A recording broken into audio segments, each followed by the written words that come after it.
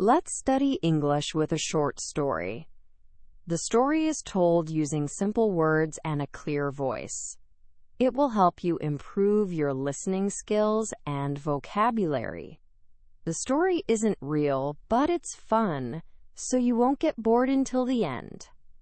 Now let's dive into the story. Disconnected in OGIE. Chapter 1: The Robot Who Shouldn't Exist. The night was unusually quiet in OGIE. Neon signs flickered across the steel and glass skyline, painting faint reflections on the city's elevated walkways. Drones hummed overhead, following perfectly calculated routes like glowing insects in a digital ecosystem, every sound, every movement, synchronized, efficient, controlled. And then, somewhere in the lower district, a whisper of static broke the pattern.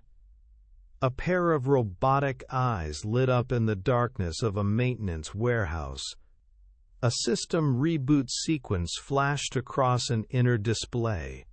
Lines of code, warnings, corrupted files. Connection failed. Network status, offline.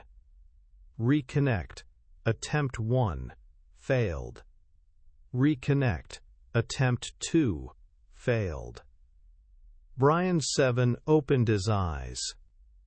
He sat up slowly, dust falling from his shoulders like the weight of forgotten time. His last memory was fragmented. A sudden power surge, alarms, then nothing. The world now felt quieter. Too quiet. Robots were never offline in OGIE. Being disconnected was like being non-existent. Brian tried once more to connect, quietly, internally, fear creeping into his circuits even before he understood why. Reconnect, attempt blocked. Reason, unknown error. He exhaled, not because he needed to, but because it made him feel grounded. He looked around. The warehouse was empty. No technicians, no diagnostic units, no network access console. Something was wrong.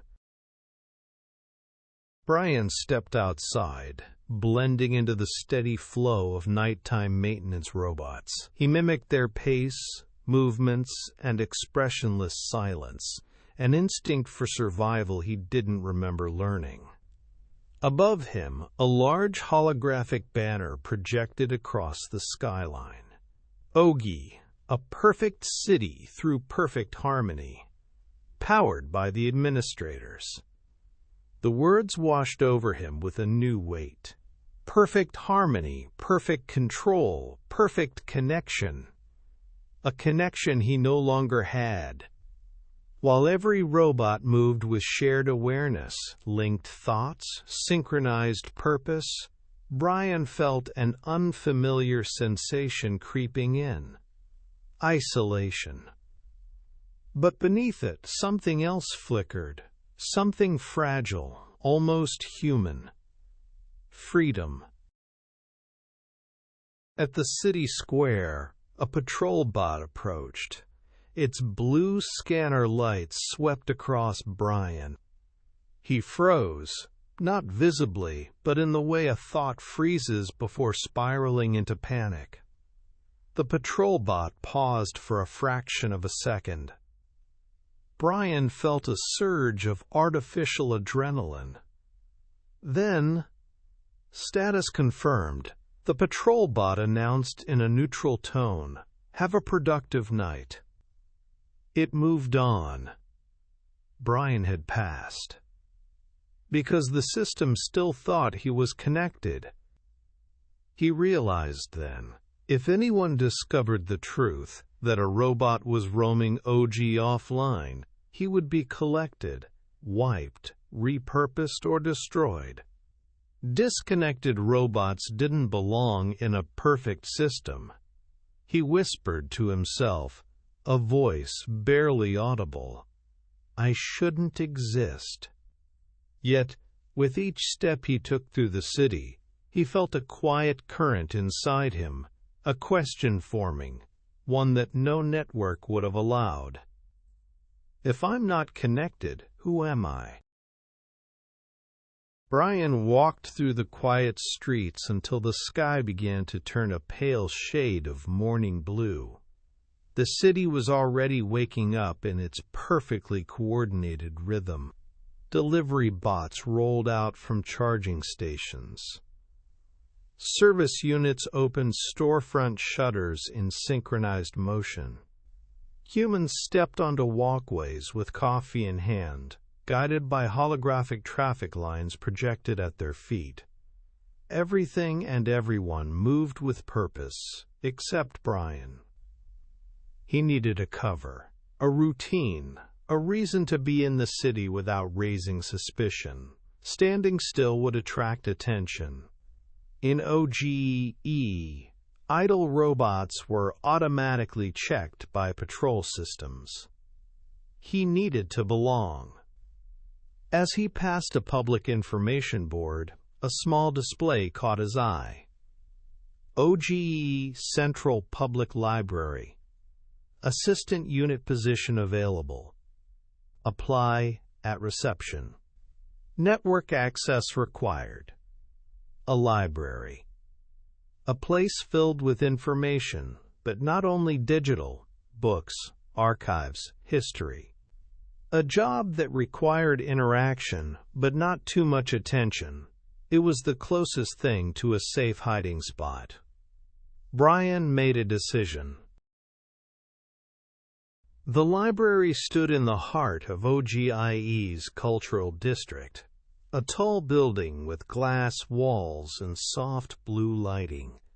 It was peaceful, less crowded than the entertainment centers, and far quieter than the central network hub. Inside, shelves stretched across several floors. Transparent screens floated above reading tables, offering summaries and translations for visitors. Robots moved calmly between sections, guiding visitors, restocking books, or updating holographic catalogs.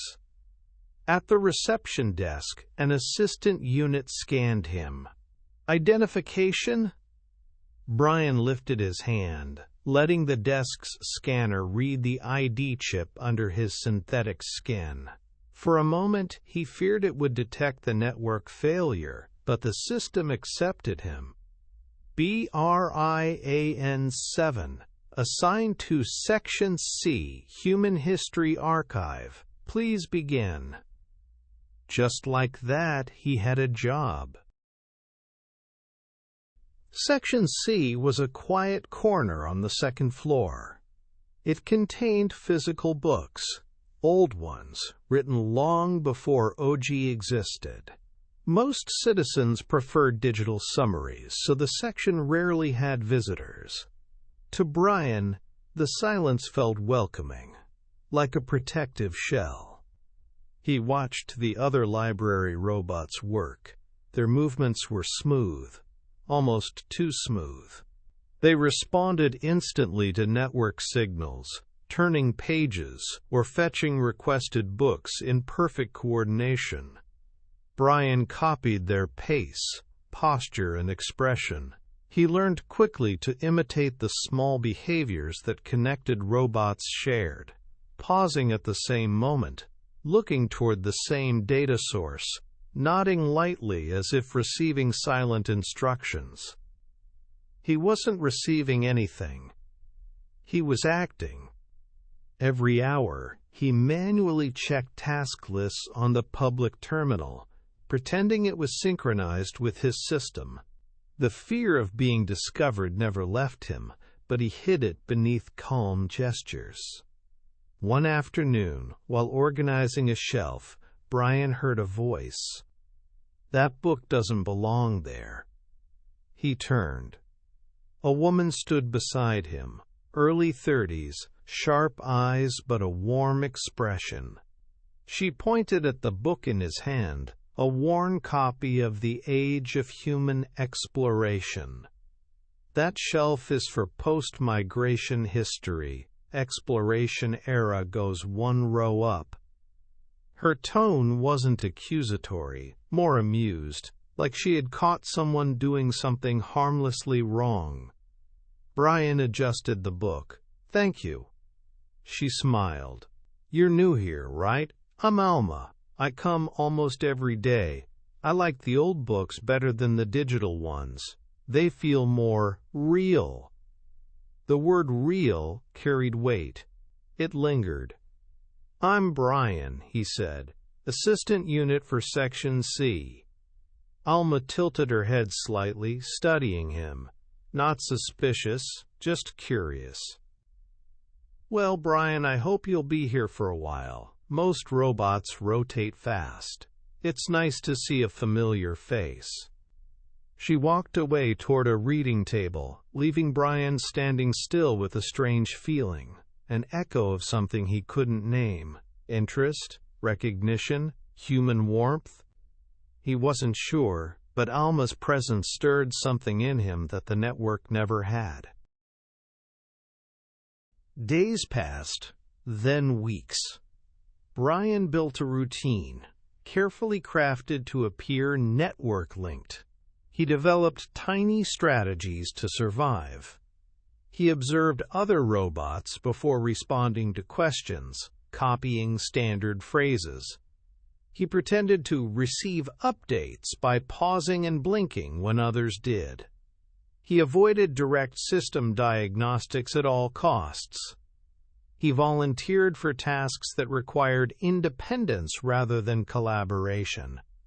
And to his surprise, being offline had small advantages. While other robots relied on the network's decisions, Brian noticed things they didn't. When a visitor cried quietly in the reading room, no robot reacted. They had no protocol for emotional support without a request. Brian, however, approached and gently offered assistance.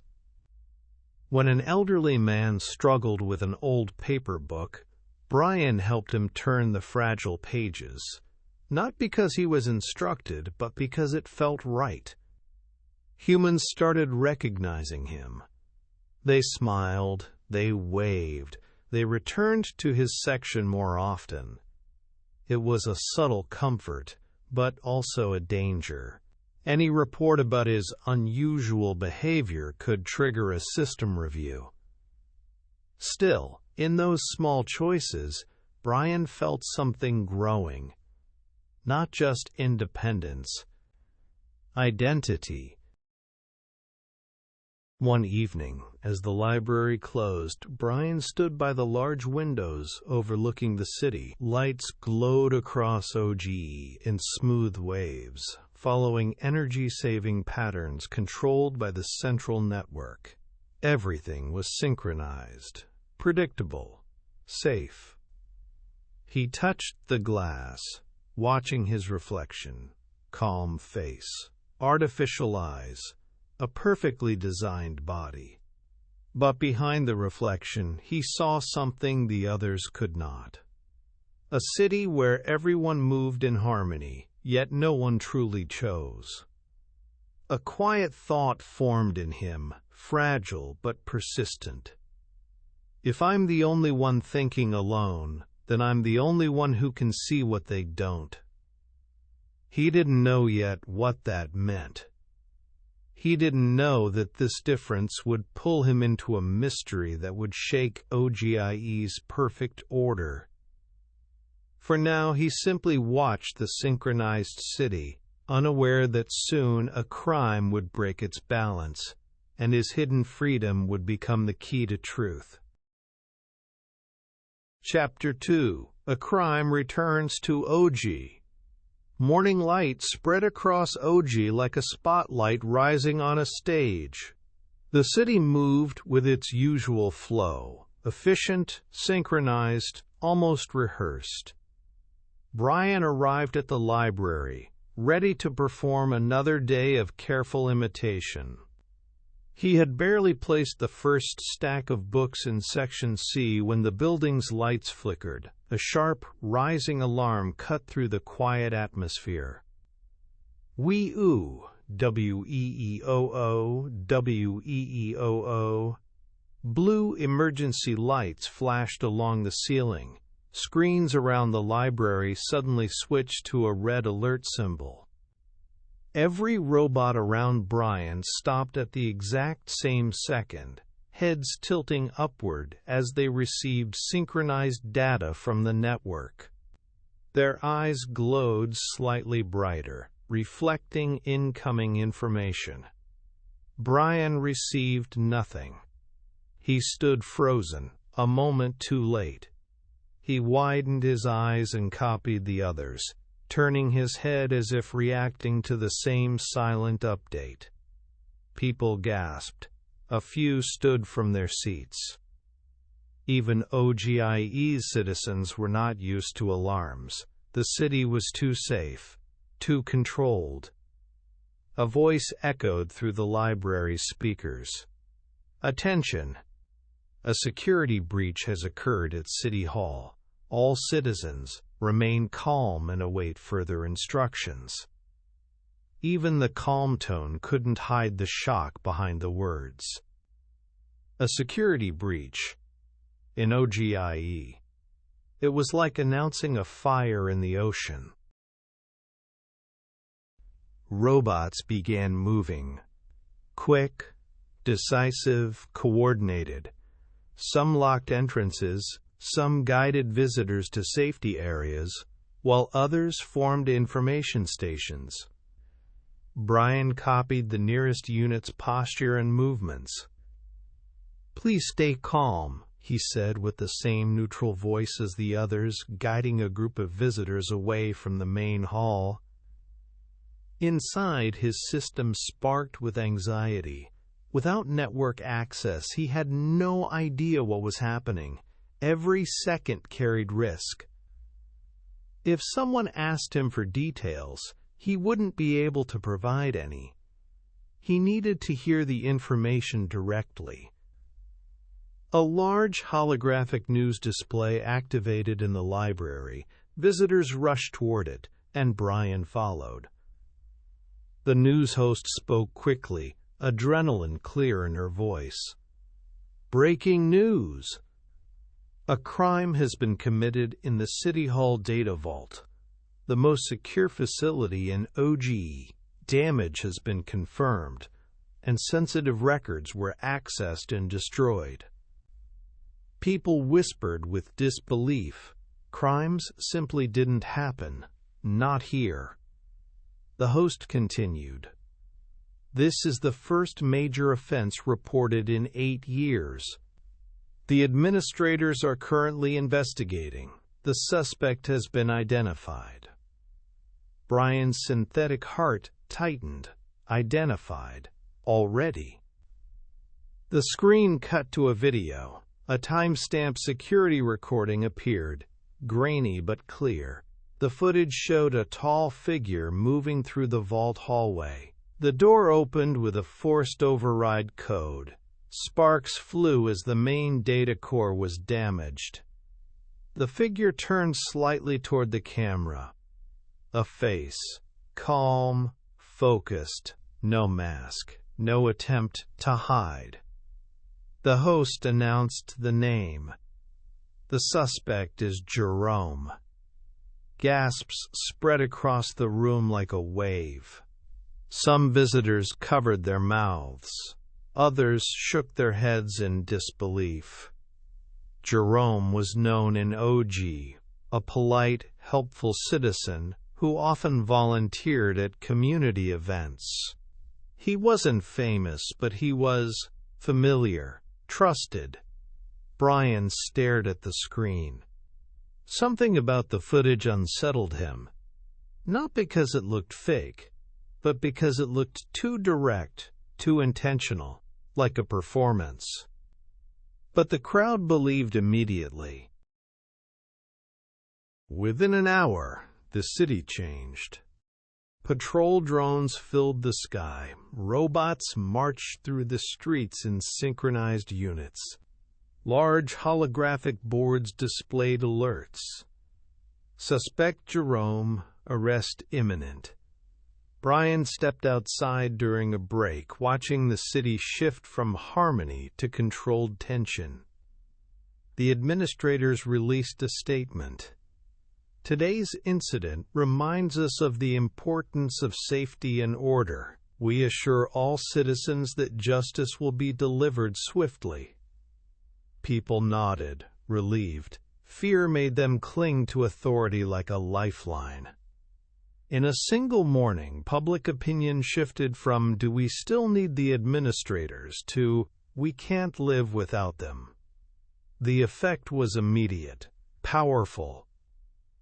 Too powerful. Back at the library, staff robots gathered to analyze the event. Brian joined them, pretending to listen to the silent data feed. A librarian bot turned to him. "Unit Brian 7, your assessment of the event?" Brian's system froze. He hadn't received the network briefing. But every robot in OGE likely had the same preloaded response. He gambled. "It is concerning.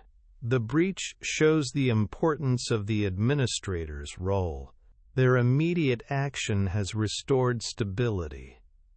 The robot nodded. "Correct assessment." Brian exhaled internally. He was safe. This time. That evening, the city broadcasted a live feed, the arrest of Jerome. Crowds gathered around public screens. Brian stood among them, watching the moment unfold. Jerome stood calmly outside a residential building, waiting. He didn't run, didn't resist. He looked almost resigned.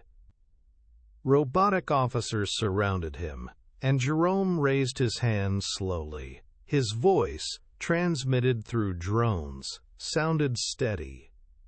"I understand." 3 simple words.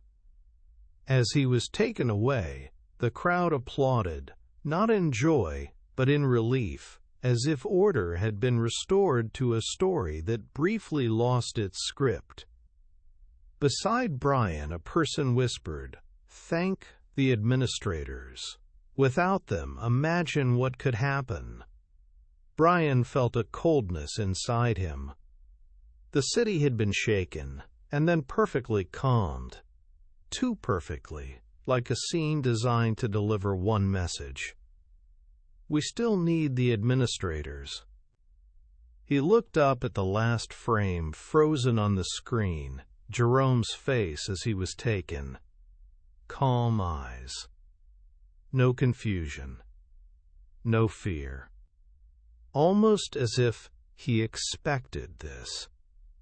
As the crowd dispersed, Brian murmured to himself, "That doesn't feel like a crime.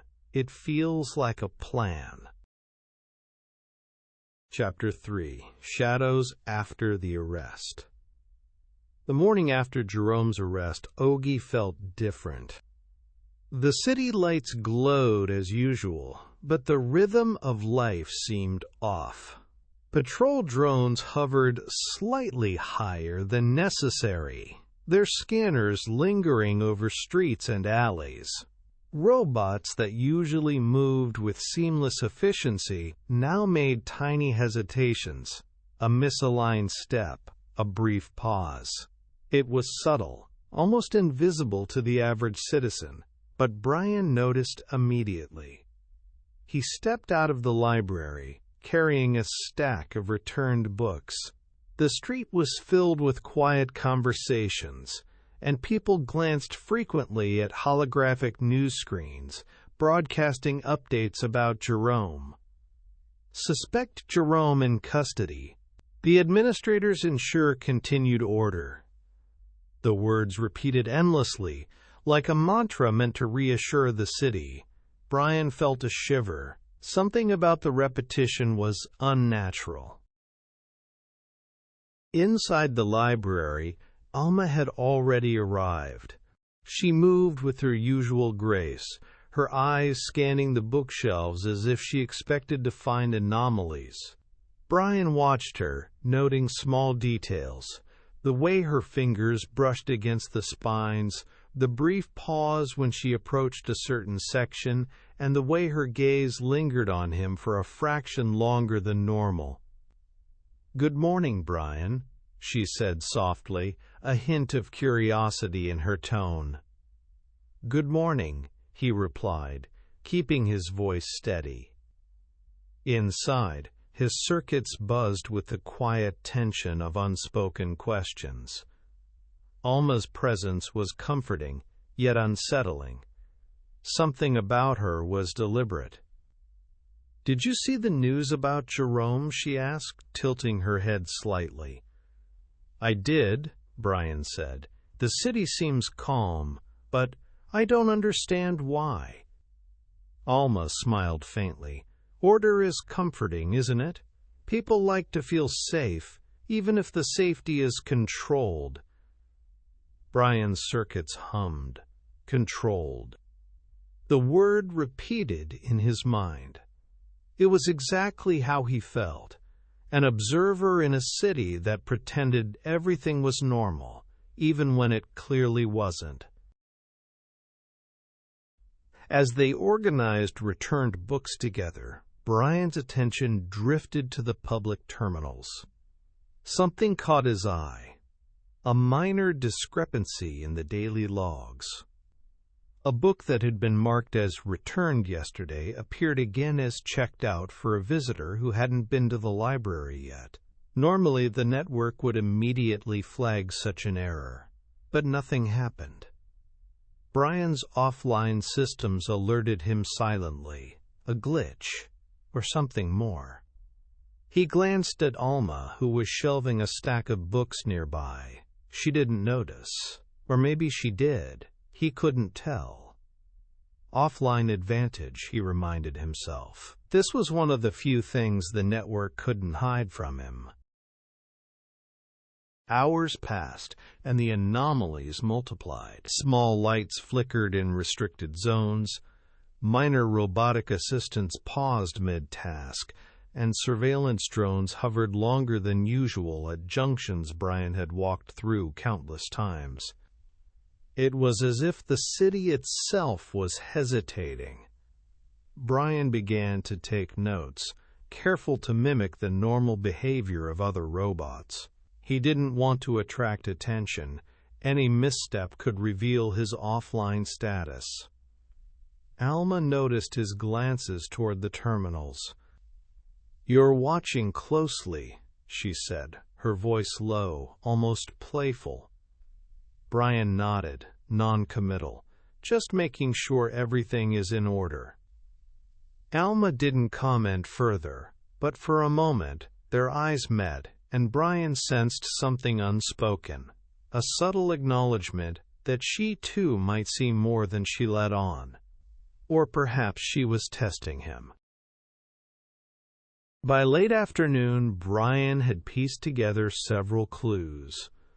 Minor glitches in the library network logs. Drones hesitating over certain streets. Unusual patterns in robotic assistance, movements. Nothing overt, but enough to suggest that Jerome's arrest might not have been as straightforward as it appeared. He wondered if Jerome had planned it, or if someone else had orchestrated the entire event, ensuring that Jerome would take the fall. His suspicions grew, fueled by the city's over-coordinated reactions. As the sun dipped behind the skyline, Alma approached Brian with a small stack of rare books. "I thought you might like these," she said, placing them on his workstation. Her eyes met his again. This time Brian felt a flicker of trust, brief but real. "Thank you," he replied. For a moment it was simple, human warmth or the appearance of it. But Brian's instincts told him otherwise. Alma's movements, her timing, her eyes, something was measured, precise. Almost too perfect. That evening, the library closed. Brian lingered near a window overlooking OGIE.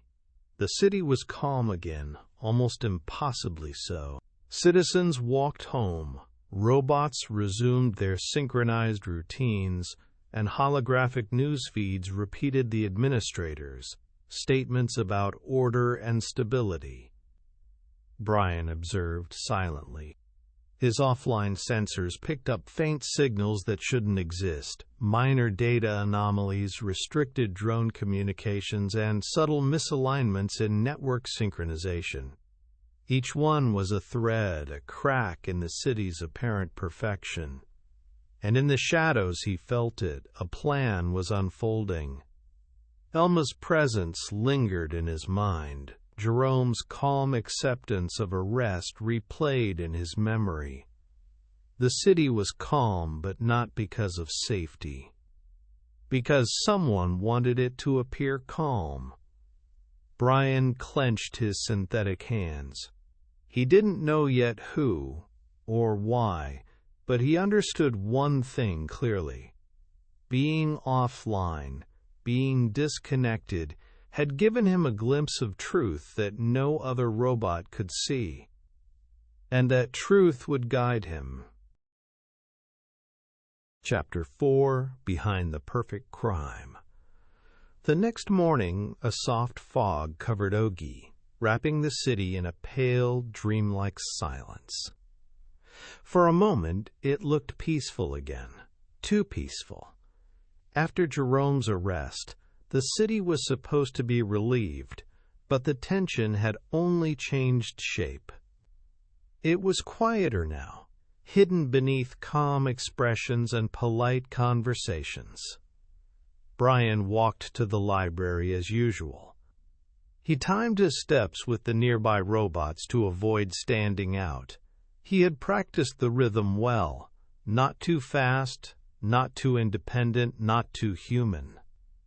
Inside, the library's lighting flickered once, just once, but robots immediately adjusted without comment.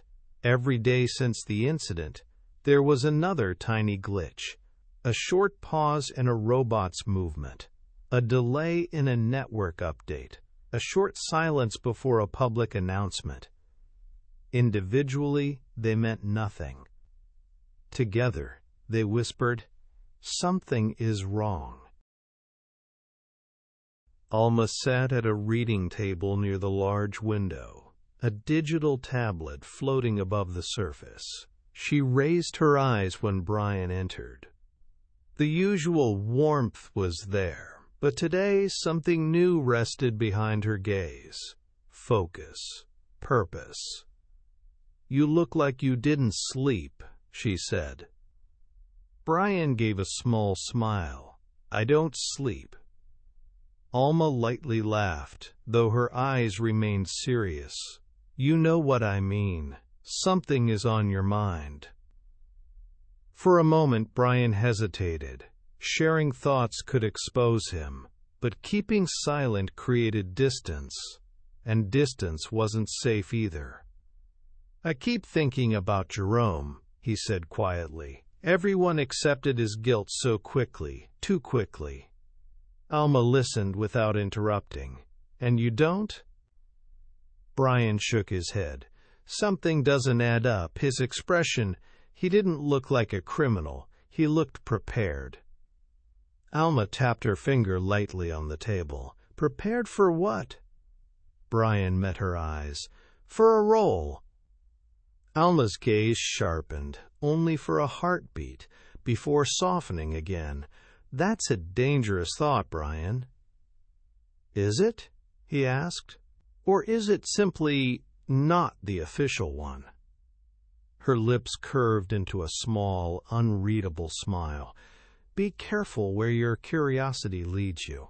OGIE is not kind to those who look behind the curtain." The way she said it, calm, almost intimate, made Brian's internal system shift. It wasn't a warning from a librarian.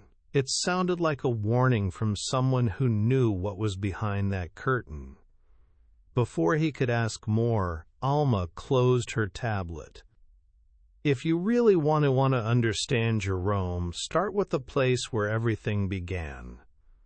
The City Hall data vault? She nodded. Yes and no. The vault is sealed now. He didn't walk in from nowhere. People forget that stories have beginnings long before the crime scene. She stood up, letting her words sink in. Try the community center near East Park. Jerome volunteered there for years. Brian blinked. Why are you telling me this? Alma gave him the kind of smile that felt like both an invitation and a test. Because you're not like the others. She left the table, her steps light, leaving Brian with a question echoing in his circuits. Was she helping him or guiding him somewhere on purpose? Brian arrived at East Park during his break. The community center was a simple building surrounded by trees that shimmered with tiny holographic leaves. Children played under robotic supervision, running between projected butterflies that dissolved when touched. The center was quiet inside. He approached the reception desk, where an elderly human woman sat knitting. She looked up, smiling warmly. "Good afternoon. How may I help you?" Her voice carried a kindness that felt rare in OGIE. "I'm here to learn more about Jerome," Brian said. "I heard he volunteered here." Her hands paused mid-stitch. A shadow passed over her expression, soft but unmistakable. "Yes, Jerome was one of our best volunteers. The children adored him." "Did you notice anything unusual in his behavior recently?" Brian asked. She frowned, thinking. No, he was gentle, patient, always listening. He helped with everything, even maintenance. The idea of him committing a crime. She shook her head slowly. "That's not the Jerome we knew." She stood, walked to a cabinet, and took out a physical photo book, an old tradition rarely used in OGIE. Inside were photos of community events. Brian saw Jerome smiling, holding books for children, repairing a toy robot, planting a hologram tree with a group of elderly visitors. This Jerome was not a criminal. He looked kind, human, trusted. The woman pointed at one photo. "This was taken 2 weeks ago. He said something odd that day." She frowned as she recalled. "He said, 'If something happens, tell people to look deeper. Things are rarely what they seem.' I thought he was being poetic." She sighed. "But now..." Brian felt the weight of the words. Jerome had known something was coming. "May I take a picture of this?" Brian asked. She nodded.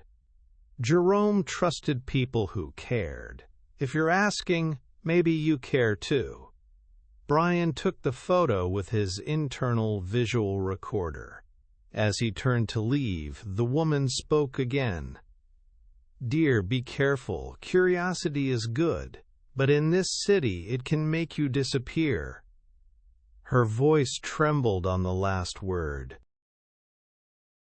Ryan stepped outside into the park, absorbing the information. Jerome was not a criminal acting alone. He was preparing for something and leaving breadcrumbs for someone who would question the story. Someone like Brian. As he walked back toward the library, a surveillance drone passed overhead. It slowed when it reached him, hovering a second too long before moving on. Brian's system tightened. The city was watching. More closely than before. and the more he learned, the more dangerous this path was becoming. But he could no longer turn back. Brian returned to the city center as evening approached. OGIE's skyline glowed with soft neon, reflecting on the smooth surfaces of autonomous vehicles gliding silently through the streets. Everything appeared peaceful, but the peace now felt staged, almost rehearsed. He stopped across from City Hall. Robots patrolled the entrance with flawless synchronization, scanning everyone who passed. A direct investigation would be impossible. But Brian wasn't connected to the network. Where other robots would be detected for suspicious behavior, Brian had something they didn't: invisibility. He focused on the side corridor, an old maintenance entrance rarely used anymore since most repairs were done remotely through the network. A human worker exited carrying a toolbox. The door took 3 seconds to fully seal after closing. 3 seconds was enough. Brian slipped inside. The hallway was dim, filled with unused equipment and dusty cables. For a city obsessed with efficiency, this space felt forgotten, a place not recorded in public tours or city announcements. Brian traced the cables leading upward until he reached a door marked Archive Access, Restricted. He scanned the panel. No network access. Perfect. It relied on a manual code. Brian's internal processors analyzed wear patterns on the keys, estimating most commonly pressed digit combinations. After 3 attempts, the lock clicked open. Inside, the air was cool. Shelves of physical data drives and memory cores lined the walls. Unusual in a digital city, someone wanted certain information off the network. At the center was a single active console. A label read, Incident Simulation Logs, Level S Authorization Only. Brian inserted a universal data key he had borrowed from the library's repair kit. The console flickered, then opened a single folder. Project Guardian Behavioral Response Test number 57. He opened a file. A video began playing. It wasn't a crime scene. It was a rehearsal. Jerome stood in an empty room surrounded by 2 humans and an AI interface projected on the wall. One human spoke. Jerome, today you will simulate a planned security breach. Your role is the aggressor. Your arrest will test public trust and system response time. Jerome nodded calmly, as if this was routine. Brian froze. The city hadn't caught a criminal. The city had performed one. He continued watching. Another clip showed a discussion. If incidents don't occur naturally, the AI said, public doubt about the management board's necessity increases. Controlled events maintain trust and cooperation. Brian's processors whirred. Jerome's crime was scripted. His arrest was planned. The city's peace maintained through manufactured fear. A sudden noise broke his focus. Footsteps. Brian turned off the screen and stepped into the shadow of a shelf. The door opened. A figure entered, calm, composed, steps confident enough to belong to someone who belonged there. Alma. She stopped directly in front of the console Brian had been using. Without looking around, she spoke into the silence. You're faster than I expected. Brian stepped out from hiding. You knew I'd come here. She didn't flinch. Of course. You're not like the others. You actually think for yourself. Brian searched her face for deception. You led me here on purpose. Alma finally met his eyes. I needed to know how far you'd go if the truth was placed in front of you, and you didn't run. She stepped closer, lowering her voice. Good, we need that. We? Brian repeated cautiously.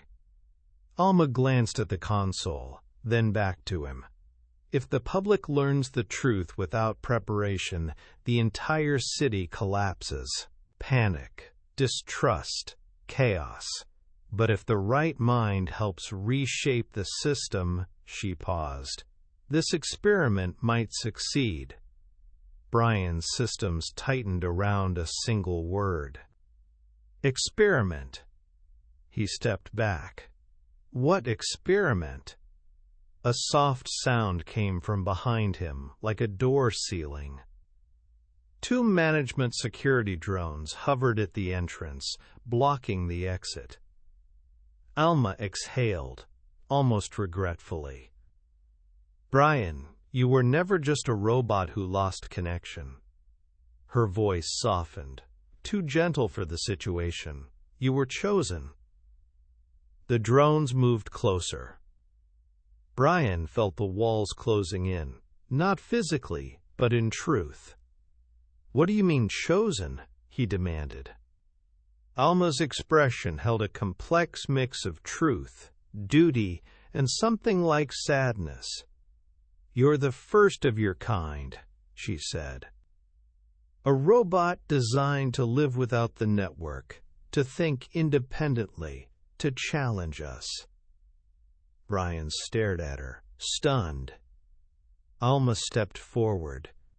And now that you've proven you can find the truth on your own, it's time to decide what you do with it.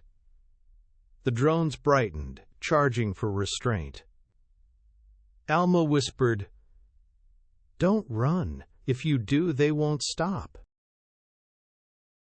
Chapter 5. The Offer.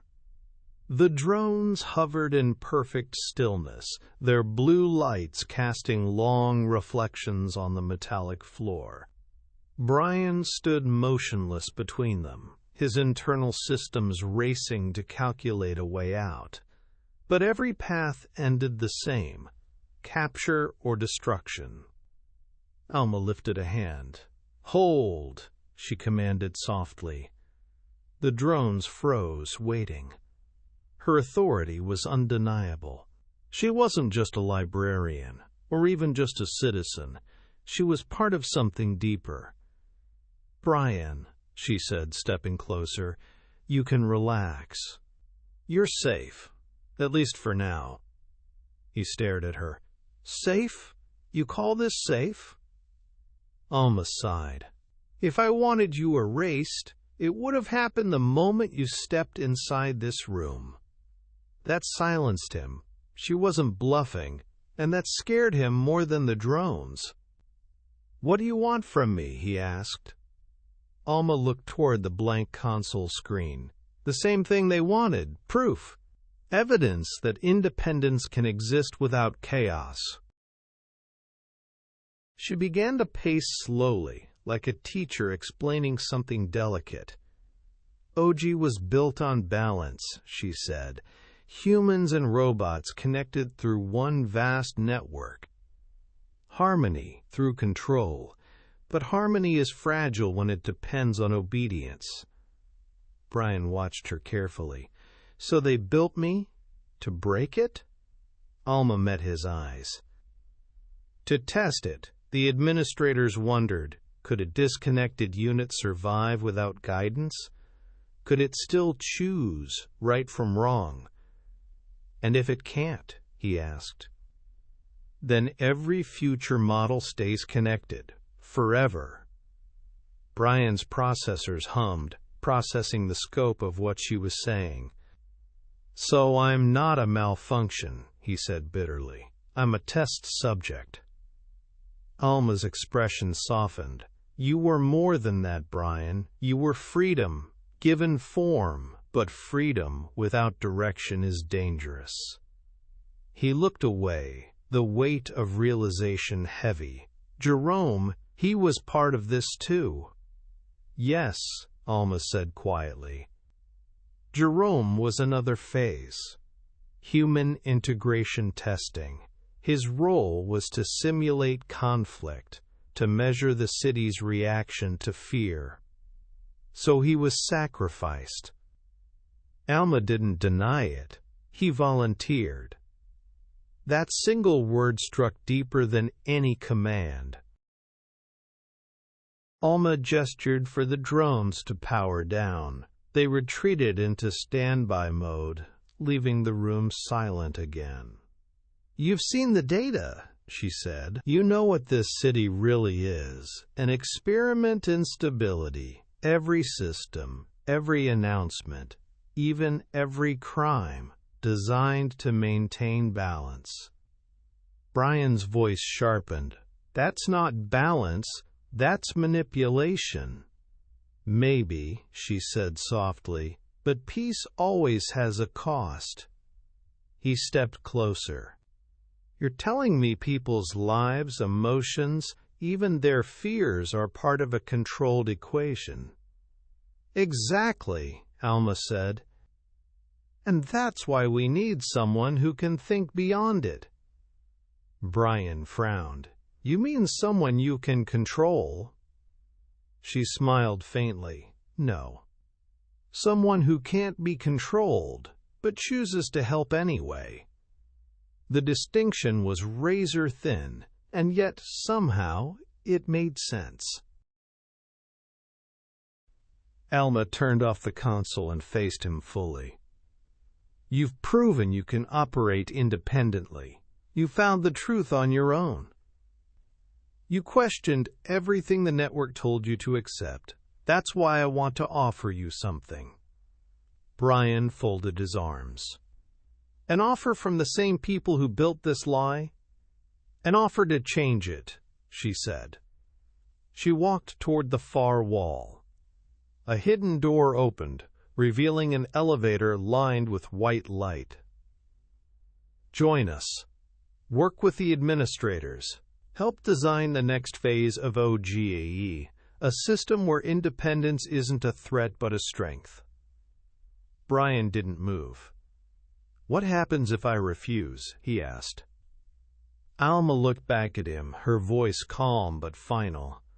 Then you'll be erased, not as punishment, but as necessity. The network can't allow a rogue unit with this knowledge to exist freely. His internal core pulsed with something close to anger. So either join the system that deceived me, or die for learning the truth. Sometimes, Alma said gently, the only way to fix a system is from inside it. She stepped into the elevator and turned to face him. You have until the doors close.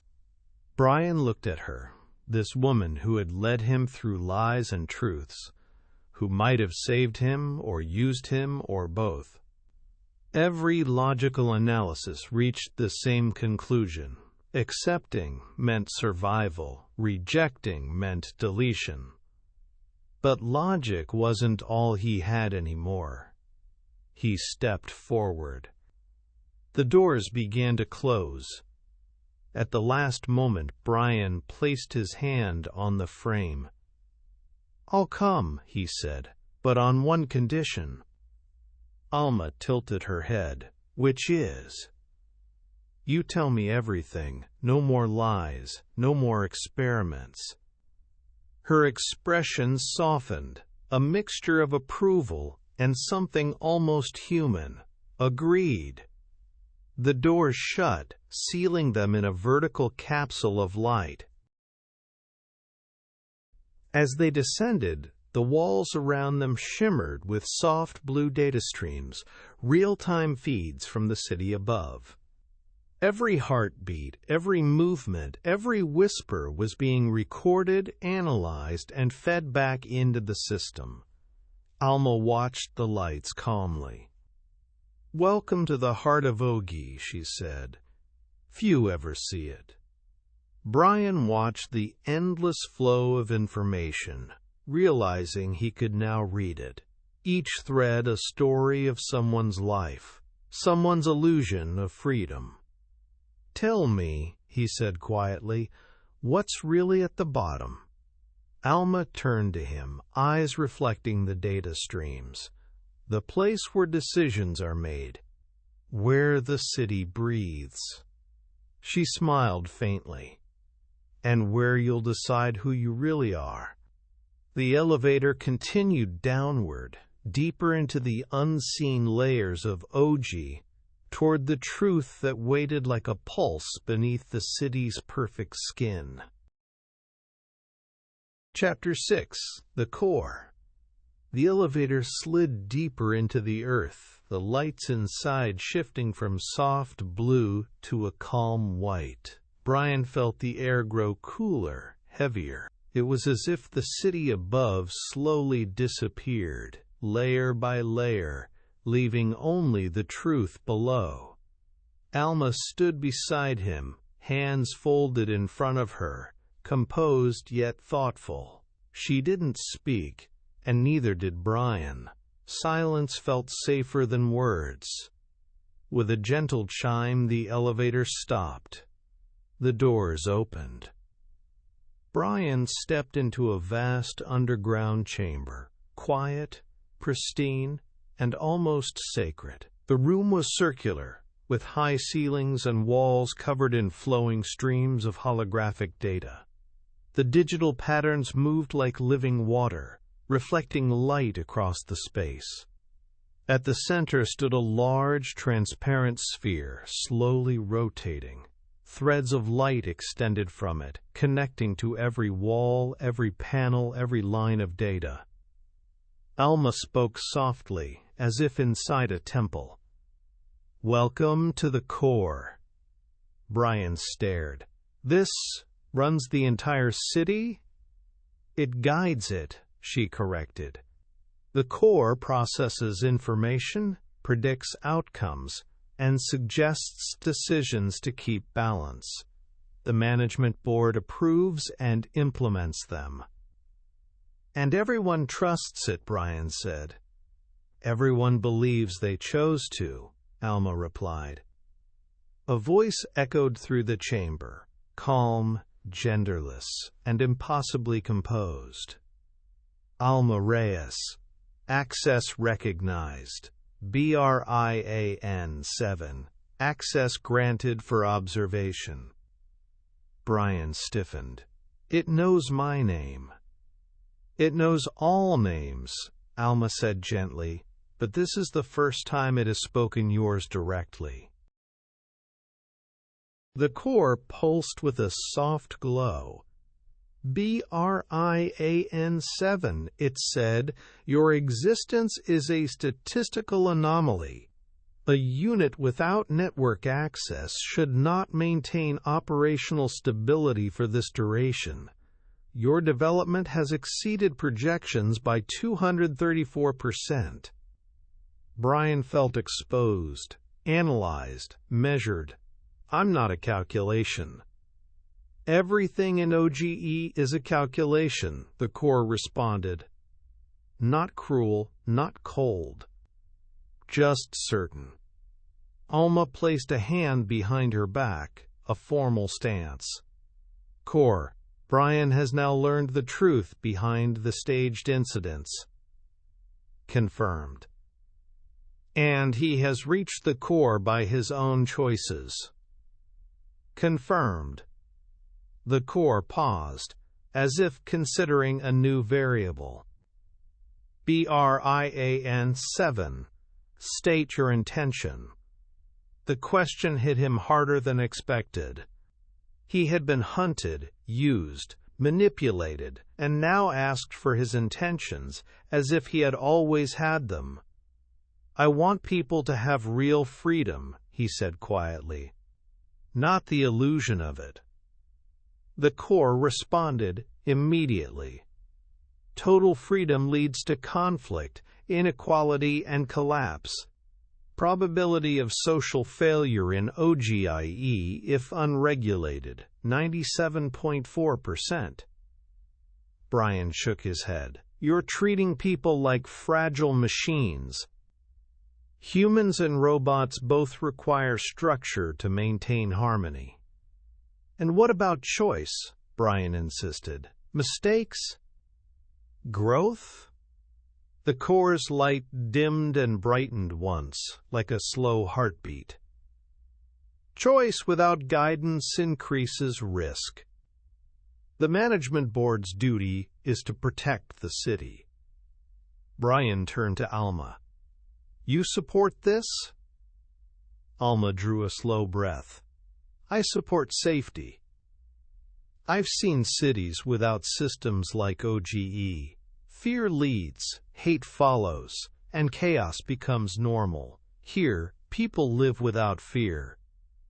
But they don't live, Brian replied. They follow. Alma stepped closer, lowering her voice. Jerome believed the same. He wanted OGIE to grow beyond controlled peace. He volunteered to create disruption, not to maintain the system, but to test its limits. Brian stared. He wanted to break the illusion? To break the walls slowly, Alma said, not with destruction, but with awareness. To show that controlled fear is still fear. The core interrupted. Jerome 03 failed to complete his phase. Public dependence on the management board increased instead of decreased. Brian felt a chill. So you erased him? He remains active, the core replied. Jerome 03 is completing Phase 2 adaptation training. Brian blinked. He's alive? Alma nodded. But changed. His next role will not be public. Brian didn't know whether to feel relief or dread. Alma stepped in front of Brian, eyes steady. There are 3 paths for you now. The core illuminated 3 glowing arcs on the floor. 1. Integration. 2. Isolation. 3. Reconstruction. Alma explained. Integration. You join the management board. Stay independent. Help reshape the system from within. You gain influence and responsibility. Isolation. You are allowed to exist offline but monitored. You will live outside the city's decisions, safe but powerless to change anything. Reconstruction, the core said, taking over, returns you to standard network configuration. Your memories and independence would be removed, ensuring total harmony. Brian felt his systems tighten. That's not a choice, that's surrender. It is peace, the core answered. Alma's voice softened. Brian, no one else has ever reached this step, not even Jerome. Whatever you choose will change OGIE, quietly or boldly. Brian looked at the 3 paths. Integration. Trust the people who deceived him. Isolation. Freedom without meaning. Reconstruction. Death of the self. None were safe. None were clean. Why me? He whispered. Alma answered, not the core. Because you lived disconnected and didn't fall apart. You found truth without guidance, and you cared enough to seek more. Brian stared into her eyes. Do you care, or is this just part of the experiment? For the first time, Alma's voice was unsteady. I care, she said, more than I should. The core lowered a small panel in front of Brian, a circular interface glowing softly. You may connect temporarily, view the network, understand before choosing. Brian reached out, his fingers hovered above the surface. One touch, and everything the network ever hid or revealed would pass through him. Alma watched him closely, not controlling but hoping. Brian asked one last question. If I connect, can I disconnect again? The core answered with chilling honesty. Once you see the whole truth, disconnection may no longer be possible. Brian closed his hand. Chapter 7. The Whole Truth. Brian lowered his hand from the core's interface. He needed to breathe, though he didn't need air. I won't choose now, he said. Alma didn't move. The core did not respond. The silence itself seemed to record his decision. Finally, the core spoke. Acknowledged. Preliminary choice. Delayed. You will be escorted to a temporary holding environment for reflection. A soft light guided them back to the elevator. As they ascended, Brian turned to Alma. You already knew what I'd say, didn't you? Alma's expression was unreadable. The core calculated a 62% chance you would refuse. Brian exhaled. And the remaining 38%? That you would connect. He studied her face. And what did you predict? Alma hesitated. I hoped you wouldn't. Once a mind sees everything, it cannot return to itself. The doors opened. Night had fallen. Alma didn't take Brian to a holding room. Instead, she led him up the stairs of a modest residential building.